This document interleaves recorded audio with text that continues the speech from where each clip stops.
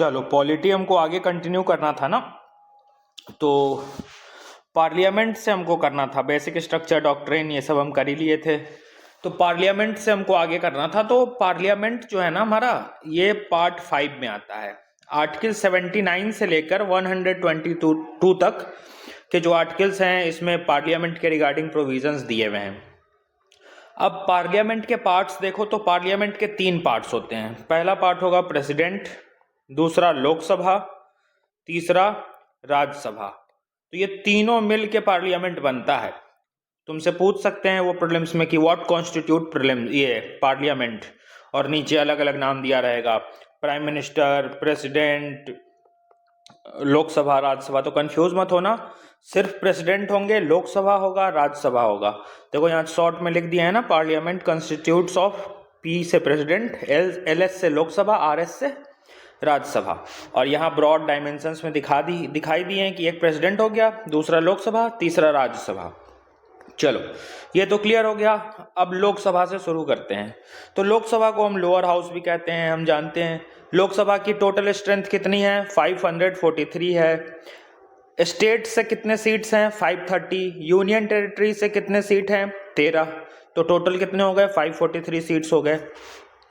लोकसभा में जो MP जाते हैं वो इलेक्ट कैसे होते हैं? तो डायरेक्टली इलेक्ट होते हैं। उनको हम वोट देकर जितवाते हैं और वो हमारे जीते हुए MP जाते हैं। कहाँ से? टेरिटोरियल कॉन्स्टिट्यूएंसी से। हम अलग अलग टेरिटोरियल कॉन्स्टिट्यूएंसी है ना, जैसे तुम लोगों की टेरिटोरियल कॉन्स्टिट्यूएंसी क्या है पता है? जिस एरिया में तुम्हारा वोटर ID कार्ड रजिस्टर्ड है ना, वही तुम्हारी टेरिटोरियल कॉन्स्टिट्यूएंसी है। अब उस एरिया से जो चुनाव लड़ रहा होता है उसको तुम वोट देकर जितवाते हो और वही इंसान MP बन के आके लोकसभा में बैठता है। तो ये डायरेक्टली इलेक्ट हुआ क्योंकि हमने डायरेक्ट वोट किया और तब ये आदमी MP बना है। तो ये डायरेक्ट इलेक्शन है। कैसे मेथड होता है? First past the post system, FPPS। इस मेथड से, first past the post system से इनका चुनाव होता है, इलेक्शन होता है। अब ध्यान रखना, प्रीलिम्स में एक स्टेटमेंट घुमा सकते हैं कि लोकसभा में इलेक्शन जीतने के लिए 50% वोट से ज्यादा जो सीट ले आएगा वो जीत जाएगा। क्या ये स्टेटमेंट सही है? गलत है, क्योंकि first past the post system मतलब 50% से कोई लेना देना नहीं, जो आगे निकल गया बैलेट बॉक्स में वो जीत जाएगा। ठीक, परसेंटेज का कोई मतलब नहीं है। परसेंटेज अगर कहीं भी दिख जाए तो गलत हो जाएगा। First past the post system चलता है यहाँ, सीधी सी बात। यहाँ परसेंटेज नहीं, वो घुमा के पूछे हुआ है कि 50% से ज्यादा सीट अगर किसी को आ गया तो वो आदमी लोकसभा में MP बन जाएगा। क्या ये सही है? तो गलत। 50% का कोई रूल नहीं है। First past the post system, percentage का कोई रूल ही नहीं है, जो आगे निकला वो जीत गया। ठीक, अब इस मेथड के ज्यादा डीप में घुसने की जरूरत नहीं है, बस दिमाग कहाँ लगाना है कि परसेंटेज का कोई खेल ही नहीं है, जो आगे निकलेगा वो जीत जाएगा। First past the post system है। अब इस तरीके पे डिस्कशन करके हम टाइम बर्बाद नहीं करेंगे। अगर करना हो तो बताना। वो इलेक्शन का भी वो प्रेसिडेंट का जो इलेक्शन का तरीका है ना, proportional representation, single transferable vote, वो भी समझा देंगे, ये भी समझा देंगे, लेकिन क्वेश्चन नहीं पूछता है। जहां अलार्म करने की तुमको जरूरत था, हम कर दिए हैं कि अगर वो कह रहा है कि 50% से ज्यादा कोई कैंडिडेट अगर सीट ले आएगा तो वो जीत जाएगा, ऐसा है क्या? 50% वाला कोई रूल नहीं है। First past the post system, जो आगे निकलेगा वो जीत गया। ठीक, चलो आगे देखो। अच्छा, अब सीट्स अलग अलग स्टेट्स के अलग अलग होंगे लोकसभा में, तो सीट्स कैसे डिवाइड होते हैं, कैसे दिए जाते हैं? तो सीट्स पॉपुलेशन के बेसिस पे दिए जाते हैं और सभी स्टेट के लिए सेम रहते हैं, अनलेस एंड अनटिल उस स्टेट की पॉपुलेशन जो है वो 60 लाख के बिलो ना हो। देखो, सारे स्टेट के लिए पॉपुलेशन के बेसिस पे रेशियो बना हुआ है, जितना पॉपुलेशन होगा उसके आधार पे सीट्स उनको मिलेंगे। लेकिन किसी स्टेट की पॉपुलेशन अगर 60 लाख से कम है, 60 लाख से कम है, तो इनकी सीट कम हो जाएगी। ठीक, एक्सेप्शंस इन्हीं के लिए है, not if below 60 lakh. 60 lakh से कम सीट, 60 लाख से कम पॉपुलेशन वाला कोई स्टेट है तो उसको सेम नहीं मिलेगा, उसके लिए सेम ये रिप्रेजेंटेशन नहीं होगा, उनकी सीट कम हो जाएगी क्योंकि उनकी पॉपुलेशन कम है। बाकी जगह रेशियो जो है सीट्स का और पॉपुलेशन का सेम रहता है बाकी स्टेट में, जहां भी 60 लाख से ज्यादा की पॉपुलेशन है। ठीक, और देखो, अब ये सीट्स का एलोकेशन और कॉन्स्टिट्यूएंसी का रीएडजस्टमेंट कौन करता है? तो डिलिमिटेशन कमीशन करता है। मल्टीपल टाइम तुमको कराए हुए हैं। जैसे कि सीट्स तो आगे पीछे होते रहते हैं पॉपुलेशन के आधार पे, वो कौन सीट्स डिसाइड करेगा? डिलिमिटेशन कमीशन करता है डिलिमिटेशन एक्ट से। दूसरा, कॉन्स्टिट्यूएंसी का फेरबदल। जैसे कि तुम आज इस कॉन्स्टिट्यूएंसी में वोट डालने जा रहे हो सकता है या तुम अपने ग्रैंड पेरेंट्स से पूछना या फिर फादर से पूछना, उनकी कोई हो सकता है दूसरी कॉन्स्टिट्यूएंसी हो आज से 2001 के पहले। तो अलग अलग कॉन्स्टिट्यूएंसी चेंज होती रहती है। तो कॉन्स्टिट्यूएंसी और सीट दोनों अगर चेंज हो रहा है तो डिलिमिटेशन कमीशन के थ्रू ही होगा। डिलिमिटेशन कमीशन हम मल्टीपल टाइम करंट अफेयर में डिस्कस किए हुए हैं। अब अभी जो सीट्स का एडजस्टमेंट चल रहा है, करंट जो सीट का एडजस्टमेंट है वो किस आधार पे है? अभी कितने स्टेट्स को कितने सीट्स मिले हुए हैं वो किस आधार पे बेस्ड है? तो वो 1971 के सेंसस के आधार पे डिलिमिटेशन ने किया है। देखो, सीट्स मिलना है पॉपुलेशन के आधार पे। पॉपुलेशन कैसे पता चलता है? सेंसस से पता चलता है। सेंसस से मान लो पॉपुलेशन पता चल गया 100, तो 100 के आधार पे रेशियो निकालकर सीट बांटता कौन है? डिलिमिटेशन कमीशन सीट बांटता है। तो अभी जो हमारा करंट सिस्टम में जो सीट बटा हुआ है, जो डिलिमिटेशन कमीशन ने बांटा है, वो 1971 के सेंसस के डाटा के बेसिस पे बांटा हुआ है। अब तुम्हारे दिमाग में एक सवाल आ रहा होगा कि लेटेस्ट सेंसस तो 2011 का हुआ पड़ा है, फिर 1971 का डाटा क्यों? 1971 के बेसिस पे क्यों सीट्स डिवाइड है? तो उसका भी कारण तुमको हम करंट अफेयर में मल्टीपल टाइम कराए हुए हैं। जब हम आजाद हुए थे तो इंडिया में birth control, population control program चलाया जा रहा था। एक तरफ थे नॉर्दर्न स्टेट और एक तरफ थे साउदर्न स्टेट, यही केरला तमिलनाडु वाले साउदर्न स्टेट्स। जब पॉपुलेशन कंट्रोल प्रोग्राम चल रहा था ना, साउदर्न वाले ने बहुत अच्छा से इम्प्लीमेंट किया, बहुत अच्छा इम्प्लीमेंटेशन किया, यहाँ की पॉपुलेशन बहुत डिक्लाइन हुई। लेकिन नॉर्दर्न स्टेट वालों ने अच्छे से इम्प्लीमेंट नहीं किया उस बर्थ कंट्रोल प्रोग्राम को, यहाँ की पॉपुलेशन बढ़ती रही। अब बढ़ती रही तो सीट्स मिलना है पॉपुलेशन के आधार पे। यहाँ पॉपुलेशन ज्यादा हो गई तो इनको सीट्स ज्यादा मिलने लगा, इनको कम मिलने लगा। तो साउदर्न स्टेट्स वाले कहे कि भाई हम काम अच्छा किए, पॉपुलेशन हम कंट्रोल किए, मेरा तारीफ होना चाहिए, प्राइज हमको मिलना चाहिए। और नॉर्दर्न स्टेट्स वाला जो पॉपुलेशन नहीं कंट्रोल किया, प्राइज इसको मिल रहा है, ज्यादा सीट्स इसको मिल रहा है। इसीलिए इस बवाल को रोकने के लिए, इस डिस्प्यूट को रोकने के लिए 1971 के सेंसस के डाटा पे हमने सीट को फ्रीज कर रखा है। अभी इसी 1971 के डाटा पे सीट एडजस्टेड है, ठीक। और जो कॉन्स्टिट्यूएंसी एडजस्टेड है वो 2001 के सेंसस के डाटा के बेसिस पे एडजस्टेड है, ये भी ध्यान रखना। 2001 से किसी की कॉन्स्टिट्यूएंसी नहीं बदली होगी। 2001 के पहले हो सकता है मेरा पोलिंग बूथ ये हो और 2001 के बाद हो सकता है मेरा ये हो गया हो। हालांकि 2001 में मेरी वोटिंग एज नहीं थी, लेकिन किसी भी पर्सन की ये हो सकती है कि 2001 से पहले कोई दूसरा कॉन्स्टिट्यूएंसी में वो वोट डालने जाता हो, और हो सकता है 2001 के बाद वो किसी दूसरे कॉन्स्टिट्यूएंसी में वोट डालने जाता हो। तो वो एरिया डिसाइड, सब डिलिमिटेशन करते रहता है।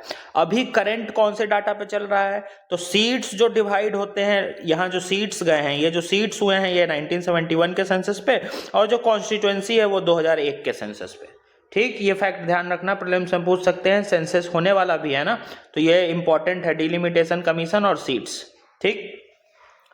चलो, क्लियर हो गया। अब 2027 में सेंसस कराना है। करंट अफेयर में कराए हैं ना सेंसस कि होने वाला है। 2027 में सेंसस कंक्लूड होगा तो बात चल रही है कि दोबारा से इस सीट्स को एडजस्ट किया जाएगा। अब जब किया जाएगा तो हम लोग करेंगे। चलो आगे देखो, लोकसभा का टर्म कितना होता है? 5 साल का होता है। हर एक 5 साल पे यहाँ इलेक्शन कराना होता है। हालांकि 5 साल के अंदर भी, मतलब 5 साल के पहले भी प्रेसिडेंट अगर चाहे तो डिसॉल्व कर सकते हैं। प्रेसिडेंट के पास पावर है हाउस को डिसॉल्व करने की, तुमको हम पहले ही बताए थे प्रेसिडेंट वाले में। और लोकसभा का ये जो 5 साल का टर्म है, इसको एक्सटेंड भी किया जा सकता है अगर इमरजेंसी लगी है तो। देश में अगर इमरजेंसी लगी है तब तो इलेक्शन हो नहीं सकता है। जब इलेक्शन हो नहीं सकता है तो बिना सरकार के देश थोड़ी ना चलेगा। तो मान लो 5 साल टर्म पूरा हो गया है, तब वो उसका थोड़ा सा टर्म खींच दिया जाता है, एक्सटेंड किया जाता है। जब तक इमरजेंसी लगी है, जब तक हालात समान न हो जाएं, तब तक इसको एक्सटेंड किया जा सकता है। तो ये तो राज्यसभा के बारे में देख लिए। अब ये तो लोकसभा के बारे में देख लिए। अब राज्यसभा के बारे में देखो। तो राज्यसभा के बारे में अब देखो, तो राज्यसभा में ना टोटल 250 मेंबर होते हैं, ठीक। 238 मेंबर जो हैं वो स्टेट से और यूनियन टेरिटरी से आते हैं। अब वैसा यूनियन टेरिटरी का रिप्रेजेंटेशन होगा वैसा यूनियन टेरिटरी का रिप्रेजेंटेशन होगा जिसके पास लेजिस्लेचर है। ठीक, देखो राज्यसभा में राज्य का रिप्रेजेंटेशन होता है, रिप्रेजेंटेशन ऑफ स्टेट्स होता है, रिप्रेजेंटेशन ऑफ स्टेट्स होता है। तो अगर कोई यूटी है जिसका लेजिस्लेचर ही नहीं है तो उसका रिप्रेजेंटेशन इसमें कहाँ से होगा, उसका नहीं होता है। तो वैसे यूटी का इसमें रिप्रेजेंटेशन होता है जिसके पास लेजिस्लेचर है। Example Delhi, Jammu and Kashmir.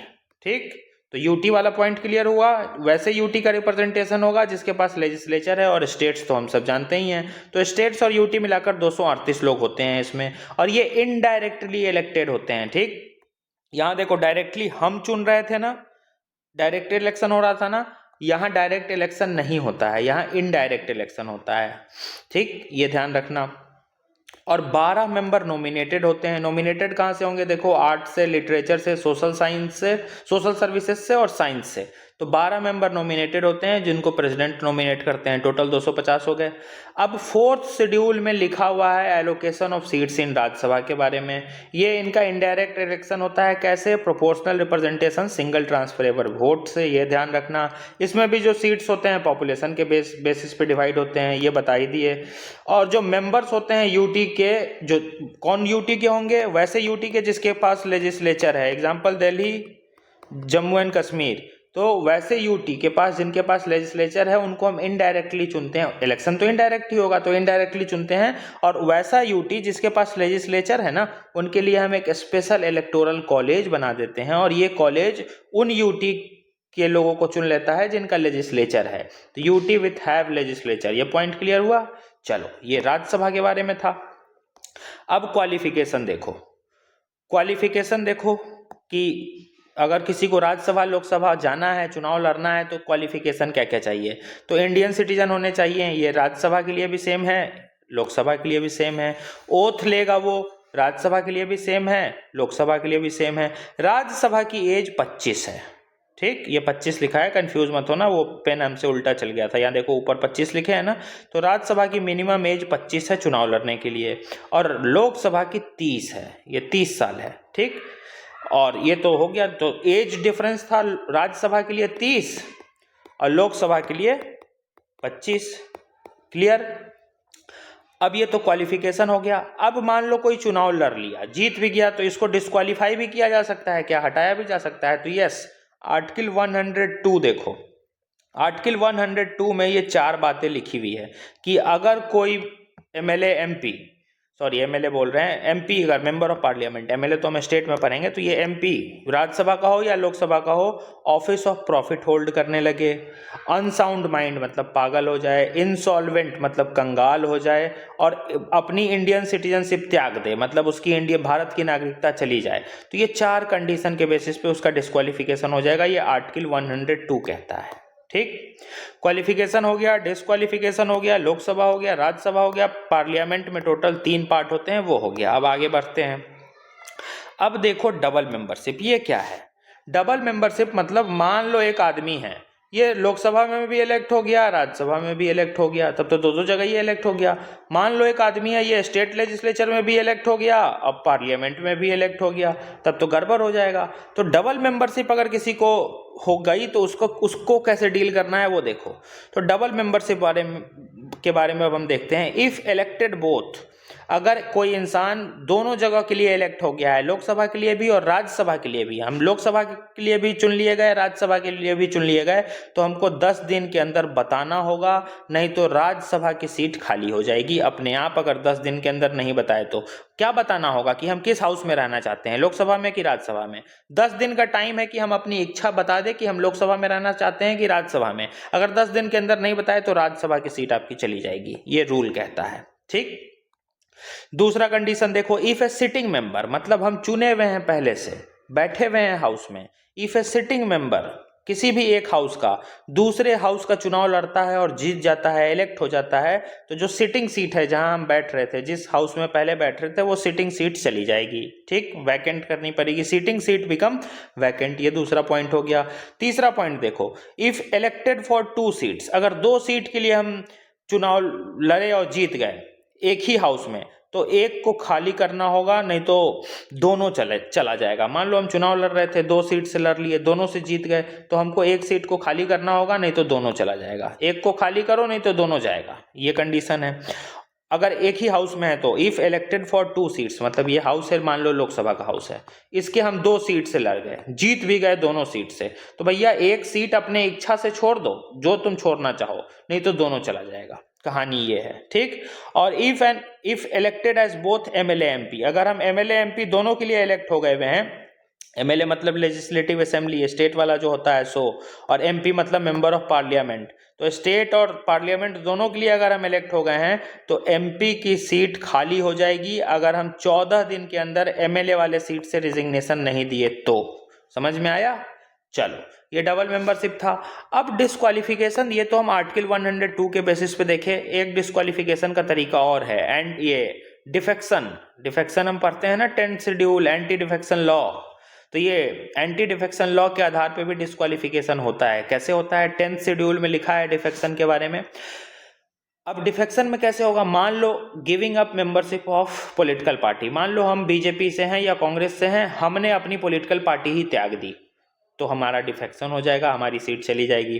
दूसरा कंडीशन क्या है? वोटिंग और not voting against party direction, या तो हम पार्टी के खिलाफ वोट कर रहे हैं या पार्टी जैसे बोल रही है वैसे वोट नहीं कर रहे हैं, सीधा पार्टी का विप होता है ना, वो विप हम अगर नहीं मान रहे हैं तो हमारी डिस्क्वालिफिकेशन हो जाएगा डिफेक्शन में 10th शेड्यूल में। ये ध्यान रखना, पूछते हैं कि कौन सा आर्टिकल 102 से डिस्क्वालीफाई होगा, कौन सा डिफेक्शन से डिस्क्वालीफाई होगा, तो ये डिफेक्शन के पॉइंट हैं। 2 पॉइंट बता दिए। तीसरा देखो, अगर कोई इंडिपेंडेंट कैंडिडेट चुनाव लड़ा, इंडिपेंडेंट होकर, निर्दलीय होकर, और जीत गया, और जीतने के बाद कोई दूसरा पॉलिटिकल पार्टी ज्वाइन किया, तो उसकी मेंबरशिप चली जाएगी। मान लो हम अकेले लड़े थे इलाहाबाद से, हम जीत भी गए, और जीतने के बाद जैसे गए स्टेट लेजिस्लेचर में, योगी आदित्यनाथ जी का पार्टी में जुड़ गए, गई हमारी सीट, चली जाएगी, क्योंकि हमको इंडिपेंडेंट इस रीजन के लोगों ने जिताया था ना। हो सकता है लोग चाहते हो कि बीजेपी को वोट ना पड़े, योगी जी को वोट ना दे, उन्होंने हमको इसलिए जिताया क्योंकि हम इंडिपेंडेंट थे। तुम समझ रहे हो इस बात को? उन्होंने हमको इसलिए जिताया क्योंकि हम इंडिपेंडेंट थे, क्योंकि वो बीजेपी योगी आदित्यनाथ के पार्टी को वोट नहीं देना चाहते थे, इसीलिए उन्होंने हमको जिताया कि ये लड़का इंडिपेंडेंट लड़ रहा है, किसी पार्टी से नहीं है। उनको जिताने का मेरे पीछे मकसद यही था। लेकिन हम जीतने के बाद कह रहे हैं कि अब हम बीजेपी में शामिल होंगे, तो ये तो लोगों के साथ धोखा है कि लोग हमको इंडिपेंडेंट थे, हम इसलिए जिताए, और हम जीतने के बाद बीजेपी ज्वाइन कर लेंगे या कोई पार्टी ज्वाइन कर लेंगे तो हमारी सदस्यता खत्म हो जाएगी, डिफेक्शन हो जाएगा। ठीक। चौथा पॉइंट, नॉमिनेटेड एमपी। कोई अगर नॉमिनेटेड एमपी है, देखो यहाँ नॉमिनेशन हो रहा है ना, ये 12 का नॉमिनेशन हो रहा है ना, तो ये नॉमिनेटेड एमपी अगर कोई है, नॉमिनेशन के बाद, मतलब nominated MP joining any party after 6 महीना। मान लो हम नॉमिनेट हो गए, प्रेसिडेंट हमको नॉमिनेट कर दिया कि सोशल सर्विस में या एजुकेशन में बहुत अच्छा पढ़ाता है ये लड़का, तुम आ जाओ राज्यसभा में बैठो। हम चले गए राज्यसभा में बैठने। अब या तो मेरे पास एक कंडीशन है कि 6 महीना के पहले, बिफोर 6 मंथ, हम जिस पॉलिटिकल पार्टी को ज्वाइन करना चाहे कर लें। अगर बिफोर 6 महीने के कर लिए हैं तब तो सदस्यता बची रहेगी, लेकिन आफ्टर 6 मंथ के, 6 मंथ के बाद अगर कर रहे हैं तो खत्म, वो नॉमिनेशन वाली सीट चली जाएगी। तो ये डिस्क्वालिफिकेशन 10th शेड्यूल में कैसे होता है वो लिखा है। आगे आ जाओ।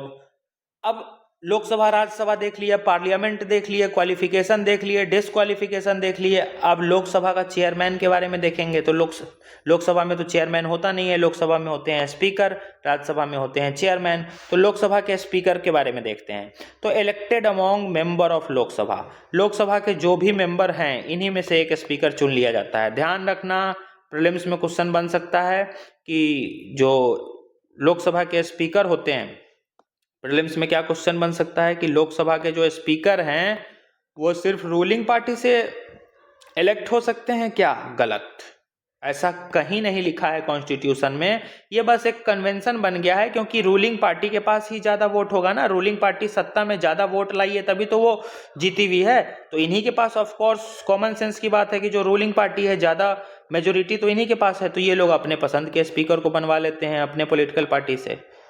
तो ये मैंडेटरी नहीं है कि स्पीकर रूलिंग पार्टी का होगा, स्पीकर रूलिंग पार्टी का हो ये कहीं मैंडेटरी नहीं है, कहीं नहीं लिखा है। बस लिखा ये है कि जो स्पीकर होगा वो लोकसभा से चुना जाना चाहिए, लोकसभा का मेंबर से ही चुना जाना चाहिए, क्योंकि लोकसभा का ही स्पीकर चुन रहे हैं। ठीक, अब डेट ऑफ इलेक्शन को फिक्स करते हैं प्रेसिडेंट। लोकसभा का इलेक्शन किस दिन होगा ये प्रेसिडेंट तय करते हैं। लोकसभा का स्पीकर अगर रिजाइन करना चाहता है तो डेप्यूटी स्पीकर को रिजाइन करेगा। लोकसभा के स्पीकर को अगर हटाना है तो इफेक्टिव मेजोरिटी से हटेंगे, वो सारे मेजोरिटी तुमको करा चुके हैं, इफेक्टिव मेजोरिटी से हटेंगे। और जब ये हट रहे होंगे ना, मान लो इनका रिमूवल हो रहा है, तो हटेंगे किस मेजोरिटी से? इफेक्टिव मेजोरिटी से।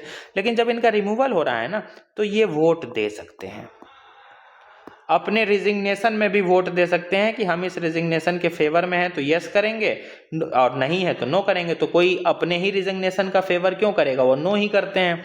तो लोकसभा के स्पीकर के पास ये एक चांस है कि उनको फर्स्ट इंस्टेंस में एज ए एमपी वोट डालने का मौका मिलता है ड्यूरिंग हिज रिमूवल या हर रिमूवल। ठीक, अब अगर लोकसभा डिसॉल्व हो गई है, प्रेसिडेंट डिसॉल्व कर देते हैं ना, तो लोकसभा अगर मान लो डिसॉल्व हो गई है, अभी डिसॉल्यूशन देखेंगे लोकसभा कैसे कैसे होता है, तो मानकर चलो लोकसभा डिसॉल्व हो गई है, तब भी स्पीकर बने रहते हैं जब तक नया स्पीकर इलेक्ट ना हो। तो वो एक क्वेश्चन प्रीलिम्स में पूछ सकता है कि स्पीकर ऑटोमेटिकली ये खत्म हो जाता, मतलब स्पीकर की पोस्ट ऑटोमेटिकली डिस्ट्रॉय हो जाती है लोकसभा के डिसॉल्यूशन के साथ। गलत, डिसॉल्यूशन के बाद भी स्पीकर वो बने रहते हैं जब तक नया स्पीकर ना आ जाए। ठीक, until new one is elected, ध्यान रखना। अब अगर ज्वाइंट सिटिंग हो रहा है, ज्वाइंट सिटिंग होता है ना, राज्यसभा प्लस लोकसभा, किसी मुद्दे पे अगर डेडलॉक हो गई तो एक साथ प्रेसिडेंट बुला लेते हैं ज्वाइंट सिटिंग को। प्रेसिडेंट कराए थे ना कि ज्वाइंट सिटिंग बुला सकते हैं प्रेसिडेंट, और ज्वाइंट सिटिंग में राज्यसभा लोकसभा बैठकर एक बिल पे चर्चा करती है, उस पे पास करती है। तो इस ज्वाइंट सिटिंग में राज्यसभा और लोकसभा जब एक साथ बैठी है तो इसका चेयरमैन कौन होगा, मतलब इसको प्रिसाइड कौन करेगा, तो इसको लोकसभा के स्पीकर ही प्रिसाइड करेंगे हर केस में। ठीक, यहाँ पे राज्यसभा के चेयरमैन नहीं आएंगे, स्पीकर ही ज्वाइंट सिटिंग को प्रिसाइड करता है। तो presides over joint sitting. Money bill कौन डिसाइड करेगा कि ये जो बिल है मनी बिल है कि नहीं, तो वो भी स्पीकर डिसाइड करेंगे लोकसभा के। और डिस्क्वालिफिकेशन, डिफेक्शन के आधार पे जो हो रहा है, ये जो डिस्क्वालिफिकेशन हो रहा है ना, ये जो डिस्क्वालिफिकेशन डिफेक्शन के आधार पे हो रहा है, ये वाला बस ये कौन तय करता है, ये स्पीकर तय करते हैं। ठीक, ये वाला नहीं, सिर्फ ये वाला। ठीक, आगे देखो, और इनका 7वां नंबर आता है प्रेसिडेंस में। तुमको हम कल कराए थे ना, सबसे टॉप पोस्ट कौन सी है, president, vice president, vice president के बाद प्राइम मिनिस्टर, प्राइम मिनिस्टर के बाद कौन आते हैं, प्राइम मिनिस्टर के बाद काउंसिल ऑफ मिनिस्टर, उसके बाद अटॉर्नी जनरल, उसका 6ठे नंबर पे पता नहीं कौन होगा, 7वें नंबर पे चीफ जस्टिस ऑफ इंडिया आते हैं। और चीफ जस्टिस ऑफ इंडिया के साथ ये इन्हीं के रैंक पे स्पीकर भी आते हैं। ठीक, तो ये याद रखने की जरूरत नहीं है, नहीं पूछता है, ये 5 तक बस तुमसे पूछेगा। ठीक, और देखो, और स्पीकर के पास कास्टिंग वोट होता है टाई में, कि वो कास्टिंग वोट कर सकते हैं। अगर टाई हो गया है 10 वोट इधर 10 वोट इधर तो स्पीकर एक कास्टिंग वोट डाल सकते हैं। ये क्लियर हो गया। अब स्पीकर प्रोटेम एक टर्म है, ये क्या है, तो ये टेम्पोररी स्पीकर है, सीधी सी बात। स्पीकर प्रोटेम एक टेम्पोररी स्पीकर होते हैं जिसको प्रेसिडेंट अपॉइंट करते हैं पहला लोकसभा के सेशन के लिए। लोकसभा का फर्स्ट सेशन जब हो रहा है तब तो कोई स्पीकर नहीं है, तो इस टाइम पे एक प्रोटेम स्पीकर को प्रेसिडेंट अपॉइंट करते हैं ताकि जो एक्चुअल स्पीकर है उसका इलेक्शन कराया जा सके। ठीक, तो प्रोटेम स्पीकर टेम्पररी स्पीकर होता है। अब राज्यसभा के चेयरमैन के बारे में देखो, तो जो वाइस प्रेसिडेंट होते हैं वही एक्स ऑफिशियो चेयरमैन होते हैं राज्यसभा के। इनका रिमूवल कैसे होता है, इफेक्टिव मेजोरिटी से होता है। ये राज्यसभा के जो चेयरमैन होंगे वो मेंबर नहीं होते हैं हाउस के, ध्यान रखना। लोकसभा का स्पीकर मेंबर होता है, लोकसभा का मेंबर होगा ये, और राज्यसभा का चेयरमैन राज्यसभा का मेंबर नहीं होगा, ध्यान रखना। वो वाइस प्रेसिडेंट हैं इसीलिए वो राज्यसभा के चेयरमैन हैं, सिंपल ये रूल है, वो राज्यसभा के मेंबर नहीं हैं। बाकी इनका पावर सिमिलर है स्पीकर जैसा। बाकी राज्यसभा के चेयरमैन मतलब वाइस प्रेसिडेंट के बारे में कल के वीडियो में हम डिटेल में 1 पन्ना पूरा डिस्कस किए हैं। एक और फैक्ट ध्यान रखना, जब राज्यसभा का रिमूवल हो रहा है ना ये इफेक्टिव मेजोरिटी से, तब इनके पास वोटिंग पावर नहीं है, तब ये वोट नहीं कर सकते हैं जैसे स्पीकर यहां कर रहे थे ना। During removal can vote on first instance as MP, जब स्पीकर का रिमूवल हो रहा था तो स्पीकर अपने रिमूवल के खिलाफ या सपोर्ट में वोट डाल सकता था, ये पावर उसके पास थी, क्योंकि स्पीकर जो है लोकसभा का वो मेंबर है हाउस का, तो वो एज ए मेंबर वोट देगा कि हम हटना चाहते हैं कि नहीं। लेकिन राज्यसभा के जो चेयरमैन है वो तो मेंबर ही नहीं है, इसलिए जब इनका रिमूवल जब होता है तो ये वोट नहीं डाल सकते हैं स्पीकर के जैसा, ये फैक्ट ध्यान रखना, ठीक। अब और टर्म देखो कुछ, leader of the house, house का लीडर कौन होता है, तो ये तो प्राइम मिनिस्टर होता है, जानते हैं हम, प्राइम मिनिस्टर डिटेल में पढ़ चुके हैं। अब एक टर्म होता है leader of opposition, leader of opposition अभी कौन है, राहुल गांधी है, ठीक। तो लीडर ऑफ अपोजिशन के बारे में देखो कौन बनेगा, तो जो लार्जेस्ट अपोजिशन पार्टी का लीडर होगा, जो भी अपोजिशन की, मान लो अभी बीजेपी प्लस अलायंस का गवर्नमेंट चल रहा है ना, जिसको कि हम एनडीए अलायंस बोलते हैं, ठीक। तो ये तो सबसे बड़ी पार्टी है। दूसरे नंबर की पार्टी कौन होगी, तो जो दूसरे नंबर की सबसे बड़ी पार्टी होगी वही होती है लार्जेस्ट अपोजिशन पार्टी, उसी का लीडर को हम लीडर ऑफ अपोजिशन कहते हैं। कंडीशन क्या है, 1/10, मतलब 1/10 से ज्यादा सीट इसके पास होने चाहिए, या तो 1/10 सीट हो या 1/10 से ज्यादा सीट हैं तब ये लीडर ऑफ अपोजिशन बनेंगे। हालांकि ये कंडीशन ब्रीच हो चुकी है, मानी नहीं जाती है। और लीडर ऑफ अपोजिशन को स्टैट्यूटरी रिकॉग्निशन मिला हुआ है 1977 के एक्ट से, और ये कैबिनेट मिनिस्टर के रैंक के इक्विवेलेंट होते हैं, equal to the rank of cabinet minister. अच्छी खासी पावर होती है, सरकारी पैसा मिलता है, गाड़ी मिलता है, सिक्योरिटी मिलती है, घर मिलता है, तो वो छोटा पोस्ट मत समझो, बहुत बड़ा पोस्ट है। कैबिनेट मिनिस्टर के रैंक का पोस्ट होता है लीडर ऑफ अपोजिशन का, ठीक। तो राहुल गांधी भाई ठीक है, लोग मजाक उड़ाते हैं, लेकिन हैं अच्छे खासे रोल वाले आदमी, वो भी कैबिनेट मिनिस्टर के रैंक के हैं समझ जाओ।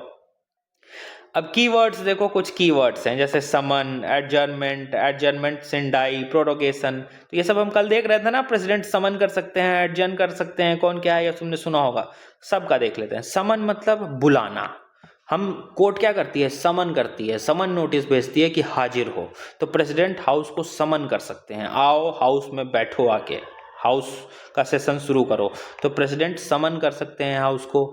और सेशन के बीच में, मतलब 2 सेशन के बीच में 6 महीने से ज़्यादा गैप नहीं होना चाहिए, maximum gap between session is 6 month, 6 महीने से ज़्यादा गैप नहीं होना चाहिए 2 सेशन के बीच, ये कहा गया है, ठीक। ये पॉइंट ध्यान रखना। अब आता है एडजॉर्नमेंट, तुमने मूवी वूवी में देखा होगा, वो जज साहब बैठे रहते हैं और कहते हैं the court is adjourned, adjourned मतलब नहीं, पूरी कहते हैं the court is adjourned till this date. तो एडजर्नमेंट कौन लाता है, स्पीकर लाता है, ये टेम्परेरी काम रोक दिया जाता है, स्थगित करना इसको हिंदी में हम बोलते हैं। तो ये एडजर्नमेंट स्पीकर लाते हैं, हाउस के जो भी होंगे, राज्यसभा के चेयरमैन और लोकसभा के स्पीकर लाते हैं, और ये स्पेसिफिक पीरियड ऑफ टाइम के लिए आता है, जैसे 3 दिन के लिए ये हाउस मुलतवी की जाती है। जज साहब कहते हैं ना कि ये अदालत आज से 4 दिनों के लिए मुलतवी की जाती है, एडजर्न की जाती है, तो स्पीकर उसी तरीके से एडजर्न कर सकते हैं हाउस को, टाइम पीरियड डिसाइड करके। एडजर्नमेंट में टाइम पीरियड डिसाइडेड रहेगा, ध्यान रखना है, एक स्पेसिफिक टाइम पीरियड के लिए कि 4 दिन, 5 दिन, 3 दिन, कितने दिन के लिए एडजर्न हुआ है ये बताना होगा। एक होता है एडजर्नमेंट सिन डाई, एडजर्नमेंट सिन डाई मतलब होगा इसमें भी एडजर्नमेंट, स्पीकर सस्पेंड ही करेंगे सिटिंग को, लेकिन ये इनडेफिनाइट पीरियड तक कर देंगे, अंतहीन कर देंगे, कब चालू होगा नहीं पता, डेट उट नहीं है, मतलब खत्म, हाउस खत्म, अब अगले सेशन में आना। तो इनडेफिनाइट पीरियड मतलब ये 4, 5, 3 दिन का जो यहाँ स्पेसिफिक पीरियड बता रहे थे ना स्पीकर, वो नहीं बताएंगे। एडजर्नमेंट सिन डाई मतलब खत्म, कब शुरू होगा नहीं पता, ठीक। फिर एक टर्म आता है प्रोरोगेशन, ये प्रेसिडेंट करते हैं। प्रोरोगेशन मतलब क्या होता है, action of discontinuing A session of parliament without dissolving it. President prorogue करते हैं हाउस को, सीधी सी बात, ये डिसकंटिन्यू कर देते हैं सेशन को, कि रोक दो सेशन को। हाउस डिसॉल्व नहीं होता है, हाउस चालू है, लोकसभा चालू है, लोकसभा डिसॉल्व नहीं हुआ है विदाउट डिसॉल्विंग, लेकिन सेशन रोक दो, डिसकंटिन्यू कर दिया, ठीक। तो इसी को हम प्रोरोगेशन बोलते हैं, और प्रोरोगेशन प्रेसिडेंट लाते हैं। तो ध्यान रखना, एडजर्नमेंट सिन डाई स्पीकर, समन और प्रोरोग प्रेसिडेंट, तो ये कीवर्ड्स हैं, कुछ ध्यान रखना। आगे देखो डिसॉल्यूशन, तुमको हम बताएं ना हाउस डिसॉल्व होता है, तो डिसॉल्यूशन कैसे होता है वो देखो। तो डिसॉल्यूशन सिर्फ लोकसभा का होगा, राज्यसभा डिसॉल्व नहीं होती है, राज्यसभा परमानेंट हाउस है, राज्यसभा हमेशा एक्टिव रहती है, राज्यसभा नेवर डिसॉल्व, ठीक। इसीलिए इसके 1/3 मेंबर हर 1-2 साल पे रिटायर होते रहते हैं, नए आते रहते हैं। तो राज्यसभा कभी डिसॉल्व नहीं होगी, लोकसभा सिर्फ डिसॉल्व होता है। राज्यसभा परमानेंट हाउस है, ध्यान रखना। अब डिसोल्यूशन सिर्फ लोकसभा का हो रहा है, तो डिसोल्यूशन में क्या होगा, and the life of the house, house की जिंदगी खत्म, काउंसिल ऑफ मिनिस्टर खत्म, प्राइम मिनिस्टर खत्म, डिसॉल्व मतलब सब खत्म, सब खत्म, ठीक, हाउस की लाइफ ही खत्म हो गई। प्रेसिडेंट भी कर सकते हैं हाउस को डिसॉल्व अगर उनको लगे तो, या फिर ऑटोमेटिकली 5 साल में हो जाता है। क्यों 5 साल में हो जाता है, यहां देखो, यहां देखो, लोकसभा का टर्म कितना है, 5 साल, 5 साल में इलेक्शन कराना है, तो 5 साल पूरा हो गया, हाउस डिसॉल्व ऑटोमेटिकली। जब 5 साल पूरा हो जाए तो ऑटोमेटिकली होगा। अब 5 साल के पहले ही अगर हाउस डिसॉल्व कराने की जरूरत पड़ गई तो प्रेसिडेंट कर सकते हैं, प्रेसिडेंट कैन डिसॉल्व बिफोर, यहां लिखा है ना, प्रेसिडेंट कैन डिसॉल्व बिफोर, ठीक। तो ऑटोमेटिकली कब होगी, जब 5 साल पूरा हो जाए। और 5 साल पूरा होने से पहले अगर डिसॉल्व करना है तो प्रेसिडेंट करेंगे, ठीक। तो ये डिसोल्यूशन हो गया। कौन होगा, लोकसभा होगा, राज्यसभा नहीं होगा, ध्यान रखना। अब मान लो राज्यसभा तो डिसॉल्व होगा नहीं, तो राज्यसभा की बात यहां से खत्म कर दो। अब लोकसभा मान लो डिसॉल्व हो गया, तो लोकसभा अगर डिसॉल्व हो गया तो बहुत सारे बिल उल तो पड़े रहते हैं लोकसभा में, ये बिल आया, वो बिल आया, अलग अलग बिल आते रहता है लोकसभा में। तो उस बिल का क्या होगा, जितने भी बिल आए हैं लोकसभा में डिसॉल्व होने के ठीक पहले, ये इतने बिल जो पड़े हुए हैं, इस बिल का क्या होगा। तो इस बिल का कंडीशन है, कुछ ऐसे कंडीशन है जिसमें बिल पास हो जाएंगे, कुछ ऐसी कंडीशन है जिसमें बिल पास नहीं होगा। तुम सीधा इसको ऐसे समझो कि कौन बिल पास होगा, कौन बिल पास नहीं होगा, उसको याद करने का तरीका बता देते हैं, जिंदगी में कभी गलत नहीं करोगे। डिसॉल्व, डिसॉल्व मतलब क्या हो रहा है, DISSOLV, डिसॉल्व मतलब खत्म हो गया, हाउस की जिंदगी खत्म हो गई ना। डिसॉल्व होगा कौन, बस लोकसभा होगा, राज्यसभा तो होगा ही नहीं, तो राज्यसभा को हटा दो। लोकसभा डिसॉल्व हो गया है, मतलब इसकी जिंदगी खतरे में है, लाइफ थ्रेट में है। लाइफ थ्रेट में क्या है, लाइफ खत्म हो गई इसकी। अब एक प्रेसिडेंट नाम के आदमी होते हैं, प्रेसिडेंट के पास है अमृत, इनके पास अमृत है। तो जिस बिल पे प्रेसिडेंट की नजर पड़ गई है, या जिस बिल को प्रेसिडेंट ने गलती से छू दिया है, या जिस बिल का चर्चा प्रेसिडेंट कर दिए हैं, वो बिल लैप्स नहीं करेगा, बाकी सारा बिल लैप्स कर जाएगा, ठीक। वो पूछता है ना टॉपिक में कि कौन सा बिल लैप्स करेगा, कौन सा बिल लैप्स नहीं करेगा, अगर लोकसभा में है तो देखो तुरंत याद हो जाएगा। ये अमृत वाली कहानी बस याद रखना। अगर मान लो लोकसभा हो गई है डिसॉल्व, ठीक, तो अगर कोई बिल पेंडिंग है लोकसभा में, कहानी खत्म, बिल लैप्स कर जाएगा।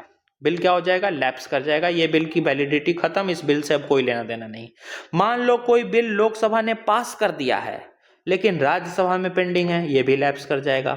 लेकिन मान लो प्रेसिडेंट के पास वो मैटर पहुंच चुका है और प्रेसिडेंट अनाउंस कर दिए हैं कि अब हम ज्वाइंट सिटिंग करेंगे, लोकसभा का भी और राज्यसभा का भी, और लोकसभा उसी समय डिसॉल्व हो गई, ज्वाइंट सिटिंग नहीं हो पाया, तब वो बिल बचेगी कि पास कर जाएगी, मतलब बचेगी कि खत्म हो जाएगी, लैप्स कर जाएगी। वो बिल बची रहेगी, जब लोकसभा सेशन में आएगा तब ज्वाइंट सिटिंग होगा, तब उस बिल को अगर पास कर दिया गया तो वो बिल एक्ट बन जाएगा, ठीक। तो ध्यान रखना, प्रेसिडेंट नाम का अमृत यहाँ आ गया। प्रेसिडेंट पहले ही लोकसभा के डिसॉल्व होने से पहले बोल चुके हैं कि ज्वाइंट सिटिंग अनाउंस कर दिए हैं हम, तो प्रेसिडेंट ने अमृत दे दिया ज्वाइंट सिटिंग बोलकर उस बिल को, तो वो बिल लैप्स नहीं करेगा। और देखो दोनों हाउस पास कर दिया है बिल, लोकसभा ने भी पास कर दिया था, राज्यसभा ने भी पास कर दिया, लेकिन लोकसभा डिसॉल्व हो गई, तो उस केस में भी प्रेसिडेंट के पास है बिल, तो प्रेसिडेंट के एसेंट का वो बिल वेट कर रहा है, तो प्रेसिडेंट ने उस बिल को देख लिया ना, प्रेसिडेंट का अमृत पहुंच चुका है ना उस बिल पे, तो वो बिल पास हो जाएगा। और अगर बिल प्रेसिडेंट के पास दिया हुआ है, प्रेसिडेंट के पास दिया हुआ है और प्रेसिडेंट ने उस बिल को रिकंसीडर करने के लिए भेजा है कि भैया एक बार रिकंसीडर कर लो, और इसी बीच लोकसभा डिसॉल्व हो गई, तब उस बिल का क्या होगा, वो बिल बचा रहेगा, लैप्स नहीं करेगा, क्योंकि प्रेसिडेंट नाम का अमृत है भाई। प्रेसिडेंट अगर बिल को देख रहे हैं, छू रहे हैं, तो वो बिल लैप्स नहीं करेगा। प्रेसिडेंट का इन्वॉल्वमेंट अगर नहीं है तो वो बिल खत्म हो जाएगा। देखो ना, लोकसभा में बस पेंडिंग था, प्रेसिडेंट का कोई लेना देना नहीं, बिल लैप्स कर गया, पास, लोकसभा पास कर दिया है, राज्यसभा में पेंडिंग है, लेकिन प्रेसिडेंट का कोई लेना देना तो नहीं है, तो ये बिल भी खत्म। लेकिन ज्वाइंट सिटिंग अनाउंस हो गया है, तो ज्वाइंट सिटिंग अनाउंस कौन करेगा, प्रेसिडेंट। दोनों हाउस से पास हो गया है, तो बिल कहां जाएगा, प्रेसिडेंट के पास। प्रेसिडेंट अगर रिकंसीडर कर लिए के लिए भेज दिए हैं, तो प्रेसिडेंट ने उस दिव्य दृष्टि से उस बिल को देख लिया ना, तो प्रेसिडेंट का जहां इन्वॉल्वमेंट आया वो बिल पास, वो बिल लैप्स नहीं करेगा, लैप्स नहीं करेगा। तो वो सवाल पूछता है ना कि लोकसभा अगर डिसॉल्व हो गई है और लोकसभा में कोई बिल आया हुआ है, तो किस किस कंडीशन में बिल बचेगा, किस किस कंडीशन में बिल खत्म हो जाएगा। तो सिर्फ लोकसभा में पेंडिंग है तो खत्म, लोकसभा पास कर दी है, राज्यसभा में पेंडिंग है तो खत्म। प्रेसिडेंट के पास लेकिन अगर ज्वाइंट सिटिंग का मुद्दा पहुंच चुका है तो प्रेसिडेंट ने उस बिल को दिव्य दृष्टि से देख लिया है तो बचा रहेगा बिल। दोनों हाउस पास कर दिया है तब तो प्रेसिडेंट के पास ही एसेंट का वेट कर रहा है बिल, तो प्रेसिडेंट ने वापस से उस बिल पे दिव्य दृष्टि बनाकर रखी है तो वो बिल नहीं डूबेगा। तीसरा कंडीशन क्या है, प्रेसिडेंट अगर रिकंसीडर के लिए भेज रहा है कि भैया एक बार इस बिल को रिकंसीडर करो, ठीक है रिकंसीडरेशन होगा, लेकिन प्रेसिडेंट ने इस बिल को छू दिया ना, देख लिया ना, तो प्रेसिडेंट के पास अमृत है। प्रेसिडेंट अगर देख लिए हैं उस बिल को तो वो बिल लैप्स नहीं करेगा। याद करने का तरीका है, भूलोगे नहीं, अब एक बार पढ़ लो, बस देख लो, जहां जहां प्रेसिडेंट लिखा है वही बिल बचा है, जहां जहां प्रेसिडेंट नहीं लिखा है वो खत्म हो चुका है। ठीक, अब कुछ ज्वाइंट सिटिंग के बारे में पहले देख लो। हाँ, ज्वाइंट सिटिंग कौन लाता है, प्रेसिडेंट लाते हैं। और ज्वाइंट सिटिंग सिर्फ दो केस में आ सकता है, या तो वो बिल ऑर्डिनरी बिल होगा तब, या फाइनेंस बिल होगा तब। इसी दो कंडीशन में ज्वाइंट सिटिंग आ सकता है और किसी कंडीशन में ज्वाइंट सिटिंग नहीं होगा। Applicable to only ordinary and finance bill, ये ध्यान रखना। ज्वाइंट सिटिंग को स्पीकर, लोकसभा के स्पीकर प्रिसाइड करते हैं, पहले ही बता दिए हैं। ज्वाइंट सिटिंग की कोरम कितनी होनी चाहिए, कोरम मतलब एटलीस्ट कितने मिनिमम मेंबर होने चाहिए, तो 1/10 होने चाहिए मेंबर, टोटल मेंबर दोनों हाउस के, मतलब दोनों हाउस मिलाकर अगर मान लो 5 मेंबर यहाँ हैं 5 मेंबर यहाँ हैं तो दोनों हाउस मिलाकर कितने मेंबर हो गए, 10 मेंबर की स्ट्रेंथ हो गई ना। वैसे है नहीं लोकसभा की, तो अभी तुमको बताया ना 543 और प्लस 250 है, तो इनको जोड़ के 1/10, इसका 1/10 कोरम होता है। तो इतना बड़ा काहे देखना है, मान लो ना लोकसभा की स्ट्रेंथ 5, राज्यसभा की भी स्ट्रेंथ 5 है, तो 5 5 10 टोटल 10 हो गया। 10th का 1/10 मेंबर जो होंगे वो एटलीस्ट मिनिमम चाहिए ताकि ज्वाइंट सिटिंग शुरू किया जा सके। तो मिनिमम कोरम, मतलब कोरम क्या है कि मिनिमम इतने मेंबर होने चाहिए तभी वो ज्वाइंट सिटिंग होगा। तो मिनिमम कितने मेंबर होने चाहिए, 1/10। और ज्वाइंट सिटिंग का मुद्दा में कोई भी बिल आया है तो कैसे मेजोरिटी से पास हो जाएगा, सिंपल मेजोरिटी से पास हो जाएगा, जो कि आर्टिकल 3 के एम्बिट 368 के एम्बिट में नहीं आता है, पहले भी कराए हैं। ठीक, अब अलग अलग आवर होते हैं, क्वेश्चन आवर, जीरो आवर, तुमने सुना होगा ना। चलो क्वेश्चन आवर पहले देखते हैं। क्वेश्चन आवर देखो, क्वेश्चन आवर जो है ना, किसी भी सिटिंग का, कोई मान लो आज के दिन का ये सिटिंग है लोकसभा का, तो लोकसभा की सिटिंग आज से शुरू हुई, तो जो पहले का घंटा होगा वो क्वेश्चन आवर होता है। एमपी सवाल पूछते हैं, मिनिस्टर जवाब देते हैं। अब कंफ्यूज मत होना, ये पार्लियामेंट है, इसमें जो भी चुन के आ गया वो एमपी है, मेंबर ऑफ पार्लियामेंट है। अब इसी मेंबर ऑफ पार्लियामेंट से कुछ लोग चले गए हैं, एग्जीक्यूटिव के पार्ट बन गए हैं, पीएम बन गए, अमित शाह बन गए, एस जयशंकर तो राज्यसभा के मेंबर हैं, निर्मला सीतारमन बन गई, तो है तो एमपी, लेकिन इसी एमपी से कुछ लोग चुन के एग्जीक्यूटिव बना लिए हैं, मिनिस्टर बन गए हैं। तो ये लोग जो ये एग्जीक्यूटिव बनाए ना, इनको हम मिनिस्टर बोलते हैं और इनको हम नॉर्मल एमपी बोलते हैं, और इन्हीं को बहुत जगह बोल देते हैं private member. Private member bill आता है ना, कंफ्यूज मत होना कि प्राइवेट मेंबर कौन, बाहर से कोई मेंबर आ गया क्या, नहीं भैया, ये एमपी है। हाउस के जितने लोग हैं सब प्राइवेट मेंबर हैं, सिर्फ वो नहीं है जो एग्जीक्यूटिव के पार्ट बन गए, कैबिनेट मिनिस्टर बन गए हैं या काउंसिल ऑफ मिनिस्टर बन गए हैं। तो मिनिस्टर किनको हम बोलते हैं, मिनिस्टर काउंसिल ऑफ मिनिस्टर को बोलते हैं, कैबिनेट मिनिस्टर को बोलते हैं, ये सब मिनिस्टर हो गए। और बाकी जो नॉर्मल एमपी हैं वो नॉर्मल एमपी हैं, इसी नॉर्मल एमपी को हम प्राइवेट मेंबर भी कह देते हैं। तो कंफ्यूज मत होना कि प्राइवेट मेंबर कौन, बाहर का प्राइवेट मेंबर आ गया, नहीं, वो एमपी ही है, बस मिनिस्टर नहीं है, इसीलिए इनको हम प्राइवेट मेंबर कह देते हैं। ठीक, ये डाउट क्लियर करती हैं। तो जो एमपी होते हैं वो मिनिस्टर से सवाल पूछते हैं। अब तो समझ में आ गया ना, अब इसको तुमको हम रिलेट कर देते हैं। Executive is accountable to legislature, parliamentary system में कराए थे अभी कल के ही वीडियो में कि एग्जीक्यूटिव अकाउंटेबल होता है जवाब देने के लिए, लेजिस्लेचर सवाल पूछता है, मोदी जी बताइए 5 रुपए कहाँ खर्च किए, एग्जीक्यूटिव जवाब देता है। और लेजिस्लेचर कौन, यही लोकसभा, यही राज्यसभा, इसमें जो नॉर्मल मेंबर बैठे हुए हैं वो एमपी हैं। क्लियर, चलो, तो क्वेश्चन आवर क्या होता है देख लिया। अब क्वेश्चन आवर में कैसे कैसे क्वेश्चन पूछे जाएंगे, तो 3 तरीके के क्वेश्चन पूछे जाते हैं। एक होता है स्टार्ड क्वेश्चन, इसमें नॉर्मली ओरली जवाब दिया जाता है कि हम पूछे बताइए 5 रुपए कहाँ खर्च किए, हम तो मोदी जी बोल देंगे कुरकुरे खाए, तो ये ओरल आंसर दे देंगे। और जैसे ही मोदी जी बोले कुरकुरे खाए, तो इसमें दूसरा क्वेश्चन उस जवाब से भी सप्लीमेंट्री क्वेश्चन बन सकता है। जैसे कि राहुल गांधी पूछे कि बताइए इस 5 रुपए का क्या हुआ, मोदी जी कहे हम कुरकुरे खाए, राहुल गांधी फिर पूछ सकते हैं कि आप 5 रुपए का बिस्किट क्यों नहीं खाए। तो ये सप्लीमेंट्री क्वेश्चन अलाउड होता है इसमें कि भैया हम सवाल पूछे, तुमने जवाब दिया, तुम्हारे जवाब से हम फिर कोई क्वेश्चन बना दिए, ठीक। तो ये स्टार्ड क्वेश्चन है, ओरल बातचीत इसमें होती है। दूसरा आता है अनस्टार्ड क्वेश्चन, इसमें रिटन आंसर देना होता है, लिख के देना होता है, और इसमें सप्लीमेंट्री क्वेश्चन अपने ही पूछ सकते हैं। मान लो राहुल गांधी ने पूछा 10 रुपए कहाँ खर्च किए, अब मोदी जी कहेंगे ठीक है लिख के हम नोट करके तुमको दे देंगे। अब लिख के दे देंगे, जब देंगे तब तो देंगे, तो अभी फॉलो अप क्वेश्चन तो पूछ ही नहीं सकता है, तो सप्लीमेंट्री क्वेश्चन कैसे पूछेगा, नहीं पूछ सकता है। सीधी सी बात कहा कि रिटन जवाब जब पहुंचेगा इसके पास तब ना, ओरल था तो तुरंत जवाब देना था, जवाब जैसे दिए वापस से काउंटर क्वेश्चन कर दिया, लेकिन यहां तो हो ही नहीं सकता है क्योंकि रिटन आंसर देना है, ठीक। तो अनस्टार्ड क्वेश्चन में सप्लीमेंट्री क्वेश्चन फॉलो नहीं किया जाता है। और शॉर्ट नोटिस क्वेश्चन, कुछ क्वेश्चन ऐसे होते हैं जो बहुत कम समय में नोटिस देकर कर दिए जाते हैं। तो कितना कम समय में, 10 दिन के अंदर नोटिस दिया जाएगा, मतलब 10 दिन से कम के नोटिस में कोई क्वेश्चन पूछ दिया गया तो इसका जवाब भी ओरली देना होता है। ये 3 तरीके के सवाल पूछे जाते हैं, स्टार्ड, अनस्टार्ड और शॉर्ट नोटिस क्वेश्चन। क्लियर। अब 0 आवर देख लो। 0 आवर क्या होता है? 0 आवर एक इनफॉर्मल डिवाइस है, इसमें भी क्वेश्चन ही पूछा जाता है, लेकिन इसमें प्रायर नोटिस नहीं दी जाती है। इन सब में ना प्रायर नोटिस दी जाती है कि हम आपसे ये क्वेश्चन पूछेंगे, आपको ये जवाब देना है, ये क्वेश्चन पूछेंगे, ये जवाब देना है, तो इसमें प्रायर नोटिस दे दी जाती है। और वही शॉर्ट नोटिस वाले में 10 दिन का कम का समय दिया जाता है, 10 दिन से भी कम का समय दिया जाता है, इसलिए इसको हम शॉर्ट नोटिस क्वेश्चन कहते हैं, ठीक। लेकिन 0 आवर में कोई प्रायर नोटिस नहीं दी जाएगी, सीधा क्वेश्चन पूछ लिया जाएगा। और ये स्पेशल इंडिया का इनिशिएटिव है, कहीं देखने को नहीं मिलता है, ये इंडियन इनिशिएटिव है, ठीक। और ये कब शुरू होगा? तो जैसे ही क्वेश्चन आवर खत्म होगा 0 आवर शुरू हो जाता है। तो 0 आवर कब होगा? Followed by question hour. सबसे पहले कौन? Question hour. किसी भी सिटिंग का पहला सिटिंग अगर स्टार्ट हुआ है, मतलब आज के दिन का सिटिंग स्टार्ट हुआ है, तो सबसे पहला घंटा क्वेश्चन आवर, इसके बाद का घंटा 0 आवर, ऐसे चलता है, ठीक। ये just after question hour 0 hour चलता है। ज्वाइंट सिटिंग करा लिया। अब पार्लियामेंट्री प्रिविलेजेस देख लो। एमपी को प्रिविलेजेस मिलती है ना, फंडामेंटल राइट में भी एक्सेप्शंस कराए थे।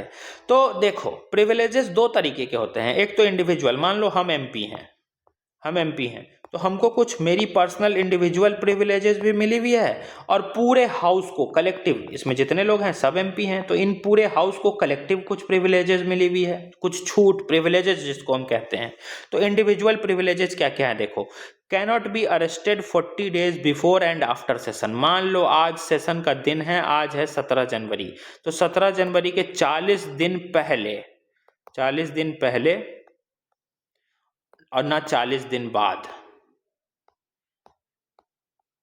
इस पीरियड में इनको अरेस्ट नहीं किया जा सकता है। आज सेशन है, तो आज के दिन से ना 40 दिन पहले ना 40 दिन बाद इनको अरेस्ट नहीं किया जा सकता है। Cannot be arrested 40 days before and after session, ये पहला प्रिविलेजेस है। दूसरा प्रिविलेजेस, हाउस में हमने जो भी बोल दिया, एमपी हाउस में जो भी बोल दिया, उसके लिए वो किसी भी कोर्ट में अकाउंटेबल नहीं होंगे। कोई उन पे केस नहीं कर सकता है कि ये तो हाउस में तुम ये बोले थे, चलो कोर्ट तुमको लेके चल रहे हैं, नहीं। वो हाउस में जो भी बोले हैं उनके लिए वो कोर्ट में अकाउंटेबल नहीं होंगे। और देखो exempt from jury duty during parliamentary session. तो जब पार्लियामेंट्री सेशन चलता है ना, तो इनको इनके ज्यूरी की ड्यूटी से छुट्टी मिल जाती है, एग्जेम्पशन मिल जाता है कि भैया अभी फोकस पार्लियामेंट्री सेशन पे करो।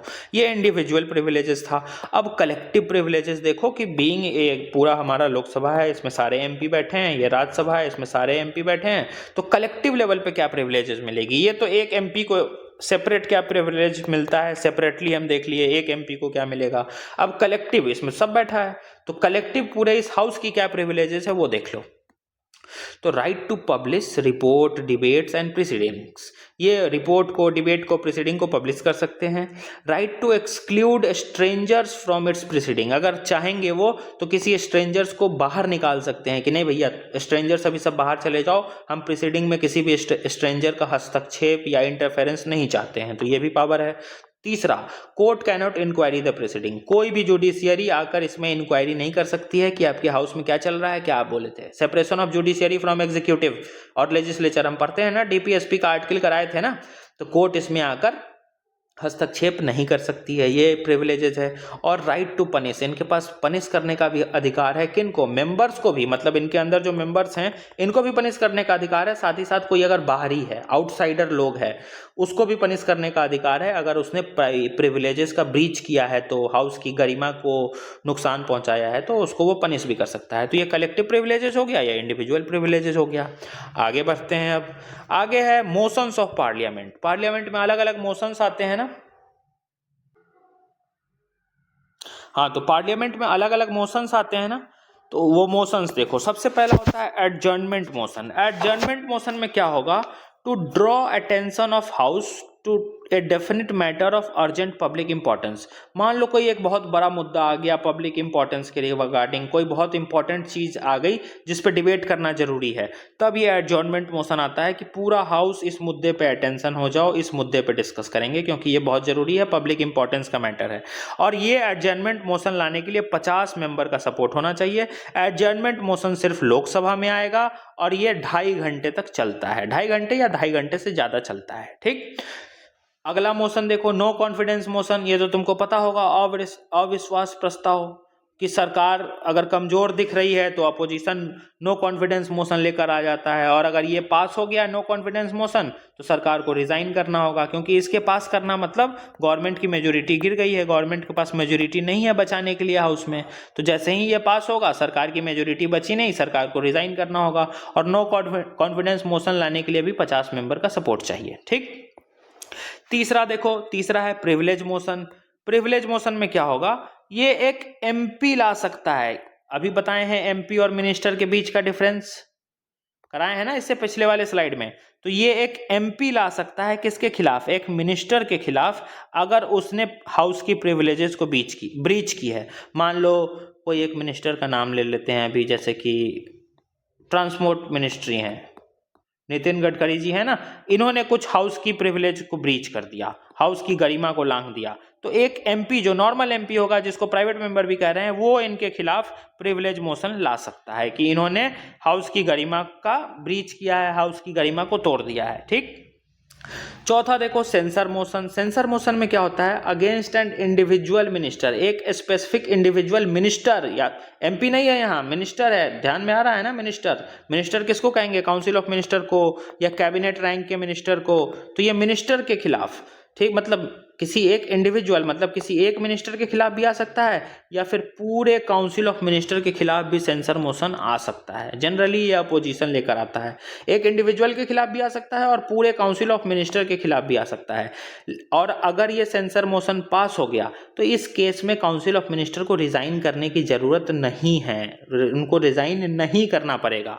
लेकिन नो कॉन्फिडेंस अगर मोशन पास हो गया तो सरकार को रिजाइन करना होगा, यहां काउंसिल ऑफ मिनिस्टर को रिजाइन नहीं करना होगा, ध्यान रखना।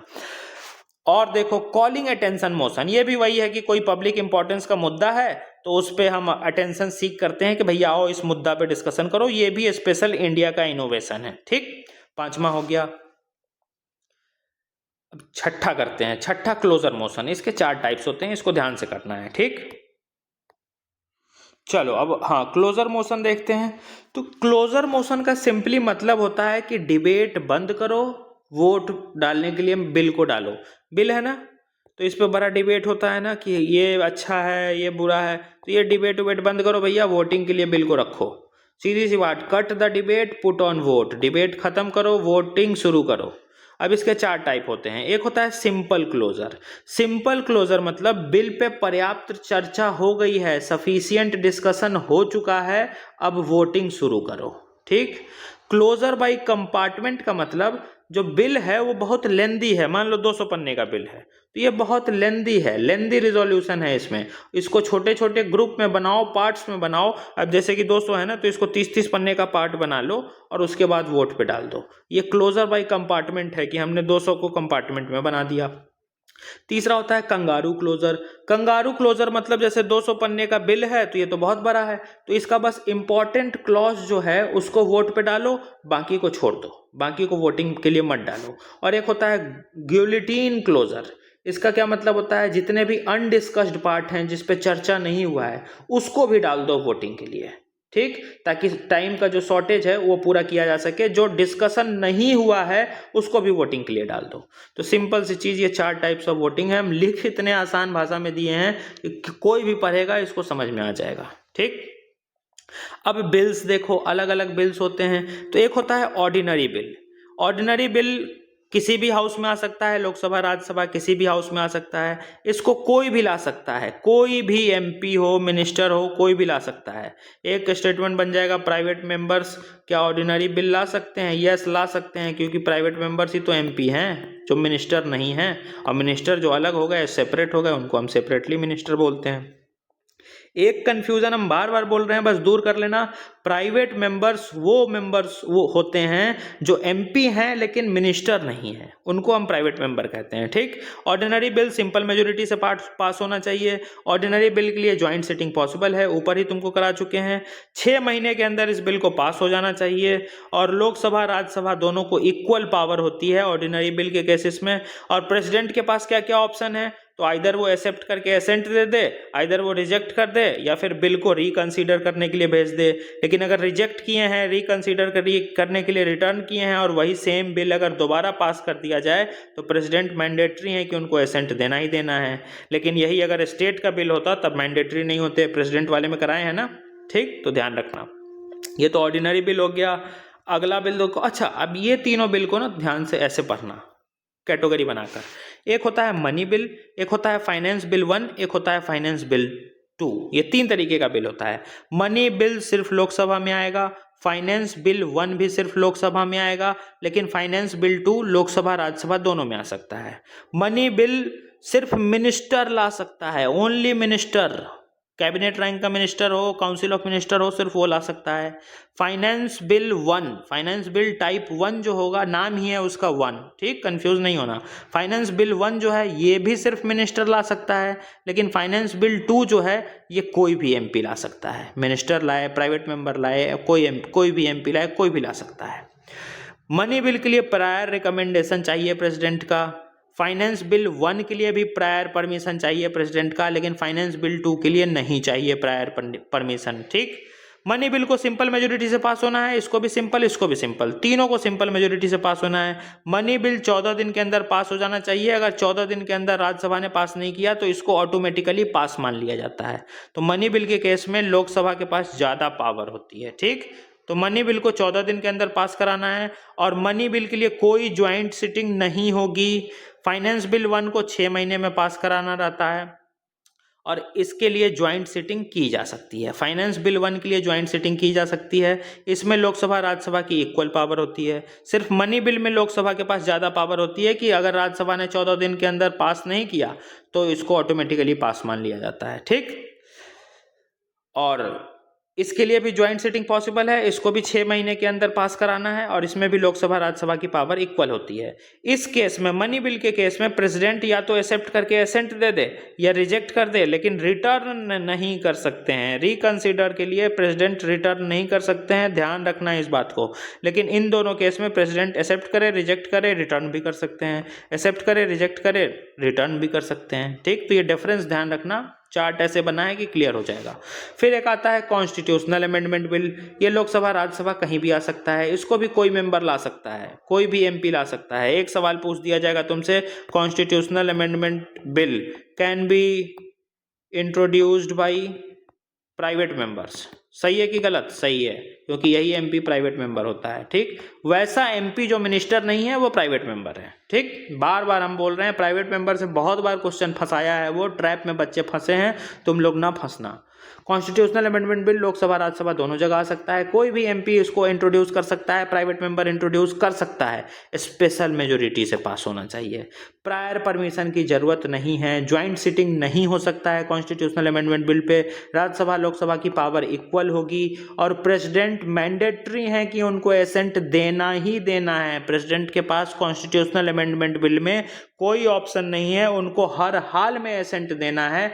ऐसा 24वां कॉन्स्टिट्यूशनल अमेंडमेंट एक्ट से हमने कर दिया है कि प्रेसिडेंट कॉन्स्टिट्यूशनल अमेंडमेंट बिल में कुछ कर ही नहीं सकते हैं, अगर उनके पास गया उनको एसेंट देना मैंडेटरी है। ठीक, अगला देखो पब्लिक बिल। पब्लिक बिल कोई भी पब्लिक बिल सिर्फ मिनिस्टर लाएगा। पब्लिक बिल सरकार का बिल है, सिर्फ मिनिस्टर लाएगा। सॉरी तो पब्लिक बिल मिनिस्टर लाएगा, गवर्नमेंट के पॉलिसीज को ये रिफ्लेक्ट करता है। 7 दिन का नोटिस जरूरी है, पब्लिक बिल लाने से पहले 7 दिन का नोटिस दो, और ये हाई चांस है अप्रूवल का भैया, क्योंकि सरकार के पास ऑलरेडी मेजोरिटी है तो ये अप्रूव्ड हो ही जाता है। और पब्लिक बिल बनाया कैसे जाता है, तो लॉ डिपार्टमेंट के साथ कंसल्टेशन में बनाया जाता है। ठीक, अब एक बिल देखो, एक प्राइवेट बिल होता है तो इसको कोई भी एमपी ला सकता है, कोई भी एमपी मतलब कोई भी प्राइवेट मेंबर ला सकता है। ये अपोजिशन का स्टैंड दिखाता है। ये जो ड्राफ्ट होता है ये खुद वो इंडिविजुअल एमपी करेगा। प्राइवेट मेंबर मतलब कोई एक इंडिविजुअल एमपी ने एक बिल ले आया, ठीक, एक इंडिविजुअल ने, तो ये जो बिल लाया, प्राइवेट बिल लाया, इसको डिजाइन कौन करेगा, ये खुद करेगा। तो ये ड्राफ्टेड बाय इंडिविजुअल मेंबर, वो खुद डिजाइन करता है इसको, और इसके अप्रूव होने का चांसेस बहुत कम रहता है, नहीं होता है। इसके लिए ये प्राइवेट बिल लाने के लिए 1 महीने का पहले प्रायर नोटिस देना होगा, तब आएगा। और इसके रिजेक्ट होने से कोई फर्क नहीं पड़ता है, रिजेक्ट हो पास हो कुछ फर्क नहीं पड़ता, पास जल्दी होता ही नहीं है। ठीक, लेकिन अगर ये पब्लिक बिल पास ना हो, यहाँ हम लिखे नहीं है लेकिन कॉमन सेंस लगाना, ये अगर पब्लिक बिल पास ना हो तो सरकार की इज्जत जाती है। डाउट होता है कि सरकार कहीं मेजोरिटी लूज तो नहीं कर रही है। अगर पब्लिक बिल पास नहीं हुआ तुरंत अपोजिशन नो कॉन्फिडेंस लेकर आ जाएगा, नो कॉन्फिडेंस मोशन लेके आएगा कि अरे सरकार तो पब्लिक बिल नहीं पास करा पा रही है, मतलब सरकार कमजोर है, बहुमत नहीं है, नो कॉन्फिडेंस लाओ, सरकार गिराओ, तो पब्लिक बिल पास होता है, इसलिए हाई चांस ऑफ अप्रूवल है। ठीक, तो दैट्स इट, पूरा पार्लियामेंट खत्म। बिल्स सारे कर लिए, देखो बिल्स सारे कर लिए, सारे मोशंस कर लिए जितने पार्लियामेंट में आते हैं, अलग अलग sitting, joint sitting, question hour, 0 hour कर लिए, पार्लियामेंट्री प्रिविलेजेस कर लिए, डिसोल्यूशन कौन सा बिल लैप्स होगा नहीं होगा वो कर लिए, अलग अलग टर्मिनोलॉजी कर लिए, स्पीकर प्रोटेम, राज्यसभा के चेयरमैन, लोकसभा का स्पीकर, लीडर ऑफ अपोजिशन सब कर लिए, राज्यसभा का इलेक्शन, क्वालिफिकेशन, राज्यसभा का बेसिक, लोकसभा का basic, parliament qualification, disqualification, defection के आधार पर डिस्क्वालिफिकेशन, डबल मेंबरशिप कर लिए, पूरा पार्लियामेंट कंप्लीट। ठीक, चलो टेक केयर, अपलोड कर देते हैं वीडियो, कल से फिर हम आगे बढ़ेंगे।